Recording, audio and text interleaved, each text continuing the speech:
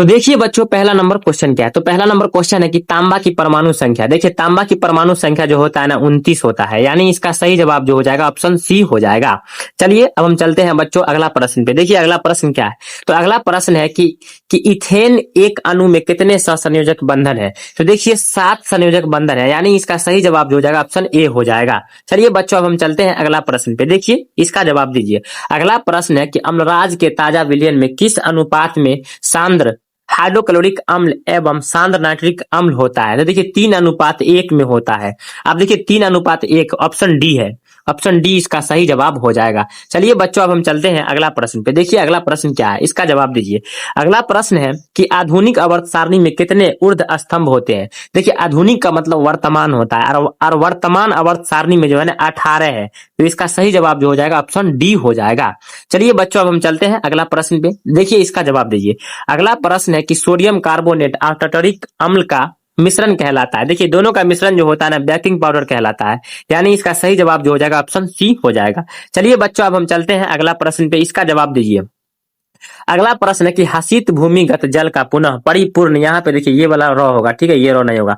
परिपूर्ण निम्नांकित में किससे होता है। तो देखिए वर्षा जल में होता है, यानी इसका सही जवाब जो हो जाएगा ऑप्शन बी हो जाएगा।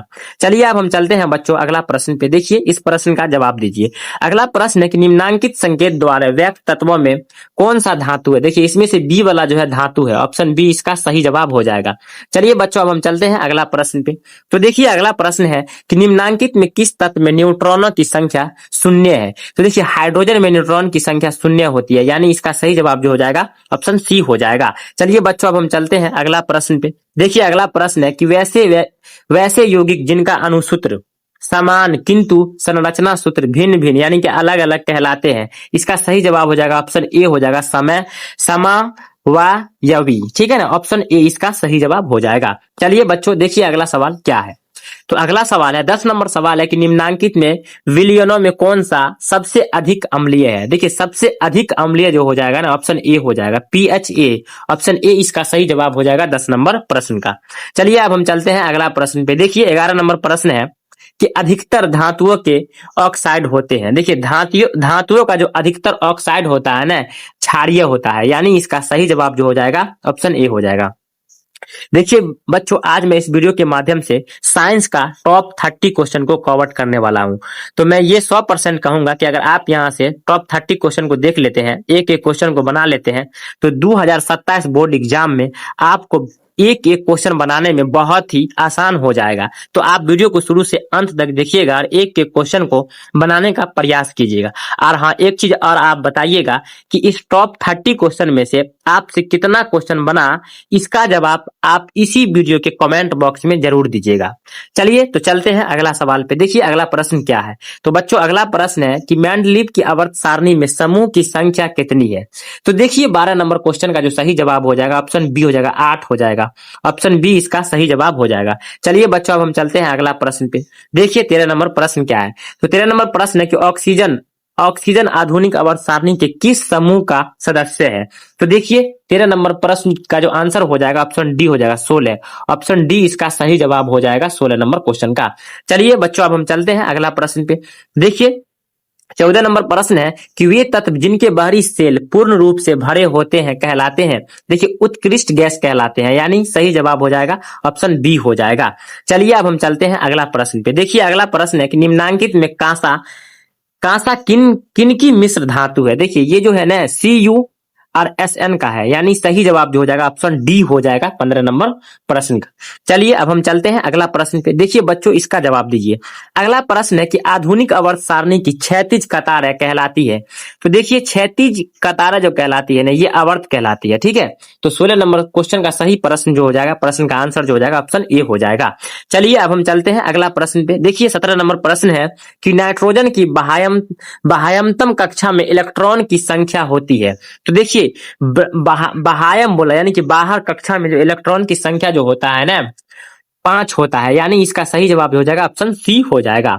चलिए आप देखिए अगला सवाल क्या है। तो अगला प्रश्न है कि अम्ल का जलीय विलयन विद्युत का संचालन करता है, क्योंकि अम्ल जल में जो है ना इसका जो सही जवाब हो जाएगा अम्ल जल में आयनित होता है, यानी सही जवाब जो हो जाएगा ऑप्शन सी हो जाएगा। चलिए अब हम चलते हैं अगला प्रश्न पे, देखिए इसका जवाब दीजिए। अगला प्रश्न है कि जिंकाइट किस धातु का अयस्क है? तो देखिए जिंकाइट जो है ना ये Zn यानी कि जिंक का है, ऑप्शन बी इसका सही जवाब हो जाएगा 19 नंबर प्रश्न का। देखिए बच्चों आज मैं इस वीडियो के माध्यम से आप लोगों को मोस्ट VVI क्वेश्चन बता रहा हूं, तो आप एक एक क्वेश्चन को देखिएगा और बनाने का प्रयास जरूर कीजिएगा। और हाँ, इस वीडियो को शेयर भी कीजिएगा, और ऐसे ही वीडियो चाहिए तो आप हमारे चैनल के अंदर जाइए, आपको बहुत ऐसे VVI ऑब्जेक्टिव क्वेश्चन मिल जाएंगे। अगर आप 2027 का, ठीक है, 2027 का बढ़िया से तैयारी करना चाहते हैं तो आप हमारे चैनल से जुड़ जाइए और रोज क्लास किया कीजिए, ठीक है। अगर आप यहाँ से क्लास कर लेते हैं तो मैं ये तो नहीं कहूंगा कि आपका 450 नंबर आ जाएगा, लेकिन मैं ये जरूर कहूंगा कि आपका अच्छा से अच्छा नंबर जरूर आ जाएगा। तो आप चैनल से जुड़िए और बढ़िया से पढ़ाई कीजिए। जितने भी क्वेश्चन है ना बहुत ही VVI क्वेश्चन सब है, आपके 2027 बोर्ड एग्जाम में 100% आने वाले हैं। तो आप वीडियो को पूरा देखा कीजिएगा और एक एक क्वेश्चन को देखा कीजिएगा और बनाने का प्रयास भी कीजिएगा। चलिए अब हम चलते हैं अगला प्रश्न पे। देखिए बच्चों अगला प्रश्न क्या है, तो अगला प्रश्न है कि अमोनिया क्लोराइड का जलीय विलयन होता है। देखिए अमोनिया क्लोराइड का जो जलीय विलयन होता है ना, ये आपको हो जाएगा उदासीन होता है, उदासीन, ठीक है। इसका जो सही जवाब होगा, देखिए 20 नंबर क्वेश्चन का जो सही जवाब होगा ऑप्शन बी होगा, सॉरी ऑप्शन बी हो जाएगा, ऑप्शन बी। देखिए यहाँ पे है क्षारीय होता है, टाइपिंग में गड़बड़ है, ऑप्शन बी इसका सही जवाब हो जाएगा। चलिए बच्चों अब हम चलते हैं अगला प्रश्न पे। देखिए अगला प्रश्न क्या है, तो अगला प्रश्न है कि निम्नांकित में कौन सा तत्व आसानी से इलेक्ट्रॉन का त्याग नहीं कर सकता? तो देखिए 21 नंबर प्रश्न का सही जवाब हो जाएगा एफ का मतलब होता है फ्लोरीन होता है, ऑप्शन बी इसका सही जवाब हो जाएगा।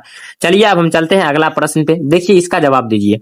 22 नंबर प्रश्न है कि सोने में कौन सी धातु मिलाकर मिश्र धातु तैयार की जाती है? तो इसका जो सही जवाब हो जाएगा ऑप्शन सी, Cu यानी कि कॉपर, ऑप्शन सी इसका सही जवाब हो जाएगा 22 नंबर प्रश्न का। चलिए अब हम चलते हैं अगला प्रश्न पे। देखिए अगला प्रश्न है कि अम्ल के जलीय विलयन का स्वाद होता है। देखिए अम्ल के जलीय विलयन का स्वाद जो होता है ये खट्टा होता है, यानी इसका सही जवाब जो हो जाएगा ऑप्शन डी हो जाएगा 23 नंबर प्रश्न का।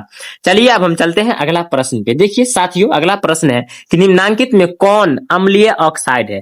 तो देखिए अम्लीय ऑक्साइड जो है ना यानी कि SO2 है, यानी इसका सही जवाब हो जाएगा ऑप्शन डी।